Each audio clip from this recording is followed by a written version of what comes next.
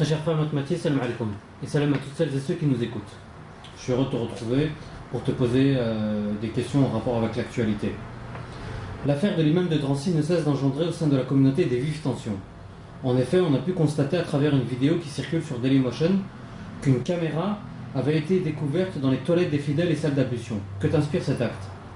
Tout d'abord, أعوذ بالله من الشيطان الرجيم بسم الله الرحمن الرحيم والصلاة والسلام على سيدنا محمد وعلى آله وأصحابه أجمعين والسلام عليكم ورحمة الله وبركاته. Salam à toi, très cher frère Ramzi. Salam à tous nos frères et sœurs qui nous écoutent et bonsoir aux éventuels non-musulmans. Alors, pour répondre à ta question, très cher frère, au sujet de l'affaire dite de Drancy, donc à savoir cet imam qui s'était prononcé contre le port de la burqa, sur lequel j'avais fait un sujet assez bref disponible sur Dailymotion. J'ai appris par l'intermédiaire d'un email qu'une sœur a eu la gentillesse de m'envoyer qu'une caméra avait été dissimulée dans la salle d'ablution, laquelle était composée aussi de toilettes. Cette caméra servait à surveiller les frères présents dans cet endroit, à cette place. Donc avant tout, très cher frère Ramzi, j'aimerais rappeler que cela fait plus de 10 années qu'on ne cesse de dire et de répéter aux musulmans et aux musulmanes qu'il n'existe pas de mosquée digne de ce nom en France et en général sur tout endroit où il y a un gouvernement non musulman. Alors, on ne va pas faire un cours de théologie, cela sera assez long et ce n'est pas la question. Mais il est bien évident, très cher frère, que ce procédé est un procédé tout à fait, déjà dans un premier temps, tout à fait grave, puisque bon, cette caméra est située à un endroit quand même assez personnel, c'est-à-dire des toilettes, une salle d'ablution. Et donc c'est un procédé très grave qui dénote d'un état d'esprit particulièrement vicieux dans un premier temps. Dans un deuxième temps, il faut rappeler que la caméra a été mise par les responsables de cette mosquée, probablement.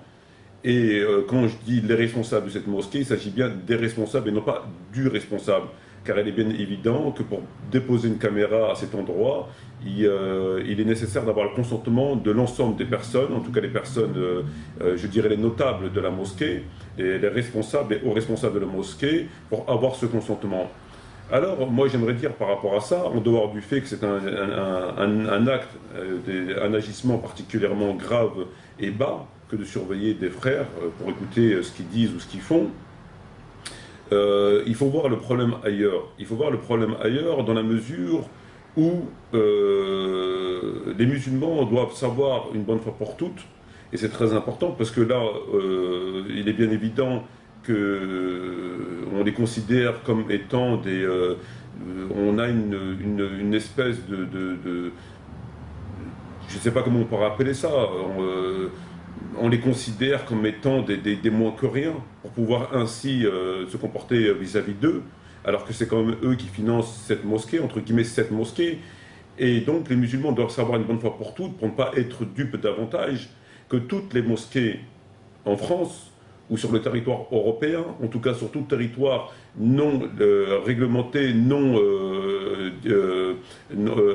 un État non islamique, toutes les mosquées sont sous la houlette du gouvernement. C'est une évidence. Donc, je veux dire, moi, les caméras, elles ne sont pas forcément installées dans les toilettes ou dans la salle de prière. On surveille les musulmans à travers un système qui fait que les gens qui dirigent la mosquée sont aux ordres du gouvernement, et on en a déjà parlé des centaines et des centaines de fois, c'est bien évident. Il est bien évident que la mosquée ne peut pas être indépendante, que les imams sont aux ordres, c'est avant tout des imams de la République, etc. Donc on en a déjà parlé 1 million de fois. Donc le prophète Mohammed a dit très clairement, ne prenez pas le Coran sur un territoire ennemi, car je crains qu'il tombe entre les mains de l'ennemi. Un territoire ennemi, c'est un territoire qui n'est pas gouverné par les lois de Dieu.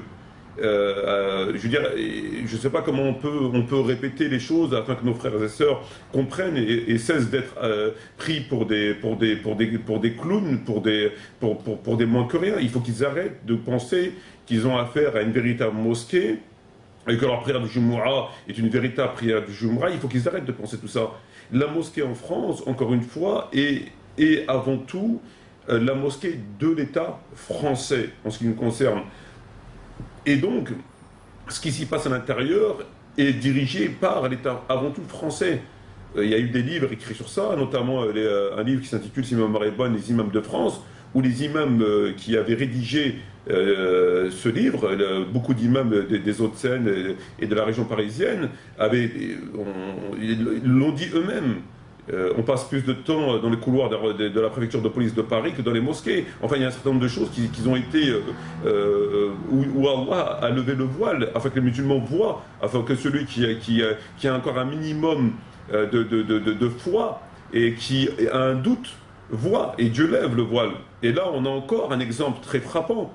Mais la mosquée de Paris ou d'autres mosquées sont exactement la même chose, même si on n'en met pas des caméras dans les toilettes, ils sont surveillés, ils sont épiés. On leur fait des rapports, enfin bref, c'est comme en Égypte, ou c'est comme en Algérie, ou c'est comme au Maroc, ou c'est comme en Tunisie. Donc les gens, il faut qu'ils arrêtent de penser que là où ils vont, c'est une mosquée, au même titre que les mosquées du prophète, qui sont une mosquée conforme à la loi. Il faut rappeler quand même dans la sourate Tawbah, donc la sourate 9, Dieu dans le Coran, il dit au prophète Mohammed ne te tiens jamais debout dans cette mosquée.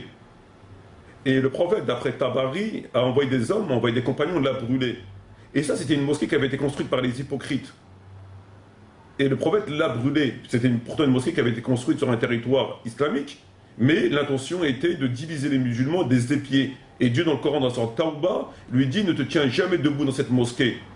Alors que dire des mosquées construites en France en contradiction totale avec la loi islamique, la morale islamique, où on incite les musulmans à apostasie, puisqu'on leur ferait croire qu'ils pratiquent correctement leur islam, que les imams sont avant tout des imams de la République. Je veux dire, le cas de l'imam de Drancy, c'est un cas parmi des centaines d'autres cas. L'imam de Drancy n'est pas pire ou meilleur que l'imam de la mosquée de Paris ou l'imam de la mosquée de ceci ou de cela. C'est exactement la même chose. On ne peut pas être imam en France, on ne peut pas être imam en Belgique, on ne peut pas être imam en Angleterre sans avoir au préalable l'accord du gouvernement en question. Ce n'est pas possible, c'est formellement interdit. Et on ne peut avoir l'accord du gouvernement en question si on accepte un certain nombre de conditions. Et parmi ces conditions, il y a la condition qui est de propager un islam apolitique. C'est-à-dire un islam qui tombe sous le coup du verset qui dit « Prendrez-vous une partie du livre et laisserez-vous l'autre partie ?» Et c'est exactement ce qu'ils font. Et c'est pour ça qu'aujourd'hui les musulmans sont... Je veux dire, c'est la première des choses, les musulmans en ont marre d'être opprimés, en ont marre d'être des moins curés, en ont marre qu'on massacre leurs frères ici et là, on en a marre de tout ça. Mais pour que cela cesse, il faut qu'ils changent de dirigeants, il faut qu'ils se tournent, il faut qu'ils arrêtent de penser. Je veux dire, la situation dans laquelle ils sont aujourd'hui, c'est parce que à leur tête, il y a des hypocrites qui font que on les maintient dans la situation dans laquelle on est aujourd'hui. Et un musulman ne peut pas suivre un hypocrite. Il ne s'agit pas de rentrer dans le cœur des gens, de dire celui-là il est hypocrite ou celui-là il n'est pas hypocrite. Mais dans la mesure où un homme qui se prétend musulman et qui, par ses actes, par sa fonction, accepte un certain nombre de choses, la chose elle est établie. Elle est parfaitement établie. Donc cette caméra, pour moi, n'est ni plus... C'est qu'un symbole. Il y a des caméras visibles, il y a des caméras invisibles. Ça confirme ce que je dis, ce qu'on dit depuis 10, 12, 15 ans, à savoir ce qui a été dit dans nos livres, dans nos vidéos, dans nos audios. Il n'y a pas, je le dis, je le redis, il n'y a pas de mosquée au sens exact du terme, en France ou sur le territoire européen, là où il y a déjà un État, ça n'existe pas. Ce sont des mosquées de la division, les mosquées qui font en sorte de maintenir les musulmans dans l'inertie et dans la situation dans laquelle ils sont aujourd'hui. Point à la ligne. Y a-t-il des savants qui partagent ta position à ce niveau-là, des savants reconnus, entre guillemets? Il faut savoir, très cher frère, que cette position de l'islam en France est tout à fait nouvelle. Je veux dire, les musulmans, à l'époque du prophète, et bien après l'époque du prophète, n'ont jamais été... il faut savoir que Omar ibn Khattab, il a expulsé les juifs de la péninsule arabique. Il les a pas expulsés pour que les musulmans aillent les rejoindre un peu plus tard et vivre avec eux, parmi eux et travailler pour eux. Je veux dire, c'est quelque chose qui est tout à fait nouveau. Tout à fait nouveau. Et c'est le genre de propos que je tiens. On ne risque pas de l'entendre sur une chaîne de télévision ou sur une radio, puisqu'on sait très bien que ceux qui passent à la radio, ceux qui passent à la télé, on les connaît, on connaît le discours qu'ils ont. Donc, si on veut chercher la vérité, il va falloir la chercher dans les livres, ou bien auprès de gens qui sont persécutés, qui sont opprimés, qui sont combattus. Mais sûrement pas derrière un écran de télévision. C'est des propos tout à fait théologiques, tout à fait fondés. Il n'y a absolument aucun doute sur cette question. Je reviens sur la même question. On peut poser des questions à certains savants en Arabie Saoudite. Je pense que cette question leur a été posée. Moi, en ce qui me concerne, j'en ai pas fini avec nos livres de sources, donc à savoir les muhaddithin, les livres de base.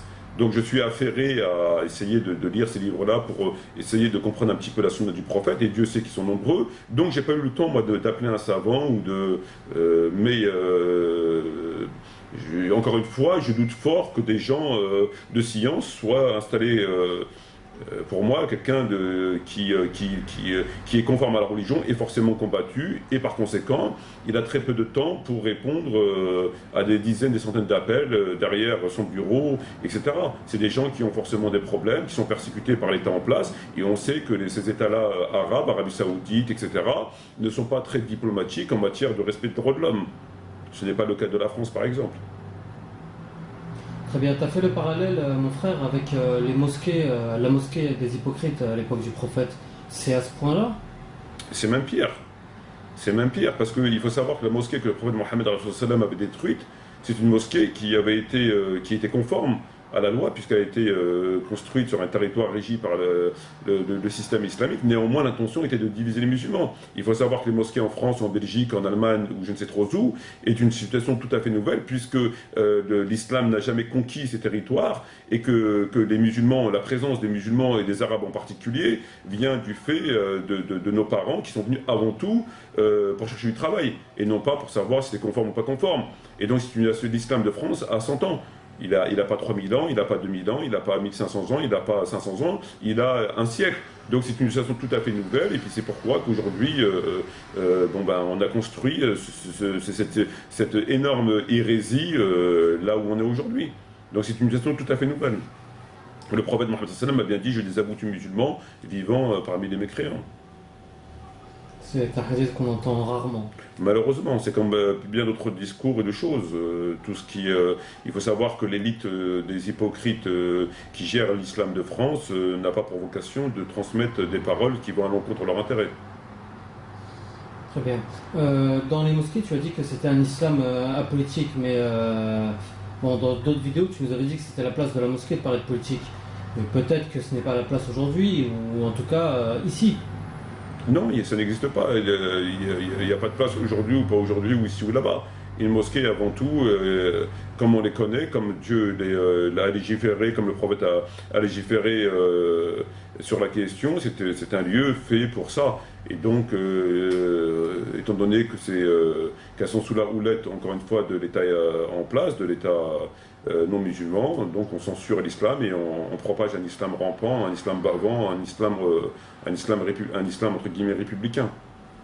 Ça n'a rien à voir avec ça n'a absolument aucun rapport. Ce n'est ni plus ni moins que les conséquences de la fabrication de cette hérésie.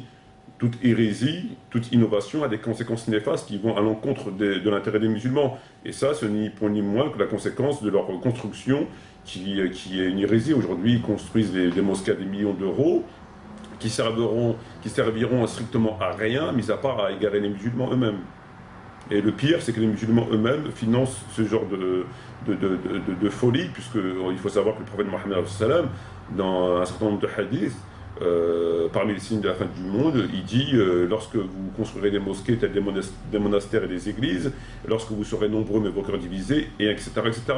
Donc la construction de ces édifices n'est pas en faveur de l'islam, mais est un signe de la fin du monde, et par conséquent est un acte en défaveur de l'islam, plus qu'un signe de la fin du monde.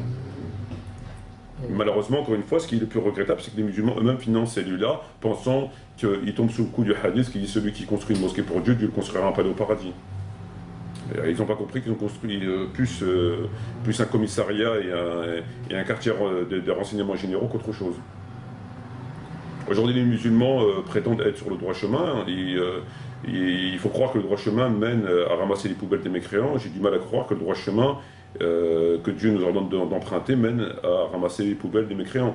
Il faut savoir aussi que j'ai l'impression que les musulmans sont plus tournés vers la préfecture que vers la Mecque. Je veux dire, il y a des choses qui ne trompent pas, et il est regrettable que beaucoup de musulmans très sincères et de sœurs sincères soient dupés par des gens qui manient la langue, et puis par manque de science, malheureusement c'est une des conséquences, soient dupés. Mais celui qui cherche la vérité trouve la vérité. Lorsqu'on veut aller vers Dieu, Dieu va vers nous, c'est bien évident. Eh bien, j'ai bien l'impression que la situation dégénère en France. Il y a le problème des caméras. Il y a quelques jours, une sœur a, il me semble, été agressée. On lui aurait arraché son voile. Est-ce normal? Qu'est-ce que tu penses de ça? Ce n'est ni plus ni moins que les conséquences de la fabrication de cette hérésie sur un territoire païen, mécréant, idolâtre et tout ce qu'on voudra. Il est bien évident que c'est une des conséquences parmi tant d'autres, comme d'autres ont subi des conséquences, je fais allusion à l'ex-Yougoslavie, etc. Donc je trouve cela extrêmement regrettable, mais il faut savoir que c'est que des conséquences. Je peux en citer des dizaines et des dizaines d'autres. Donc il faut agir, si on est un petit peu sincère, avec un minimum de neurones, sur les causes et non pas sur les conséquences. Aujourd'hui, l'islam qui existe, et qui est un islam à quatre pattes, n'est ni plus ni moins qu'une fabrication émanant de gens complètement voués aux flammes de l'enfer et sous la tutelle, sous la houlette, sous l'autorité d'ennemis de Dieu, du prophète, et dans laquelle il va falloir tout ou tard les affronter pour revenir aux préceptes coraniques et prophétiques, car c'est notre devoir. Et quand bien même le prix sera extrêmement cher à payer, c'est un devoir qui nous est imposé par Dieu, on l'accepte ou on ne l'accepte pas. Si on l'accepte, il va falloir le faire, et le faire le mieux possible, et être dur envers ceux qui ont été durs à l'égard de l'islam et qui ont précipité la nation de l'islam là où elle est aujourd'hui, à commencer par les hypocrites. Eh bien, je te remercie mon frère pour avoir répondu à ces questions. Je te remercie d'être présent, d'être disponible pour me poser sur d'autres questions aussi. Salam alaikum et à très bientôt, Inch'Allah. Je te dis salam alaikum wa barakatuh. Je dis salutations à tous nos frères et sœurs qui nous écoutent. Bonsoir aux éventuels musulmans. Merci beaucoup. Shukran jazirin wa salam alaikum wa barakatuh.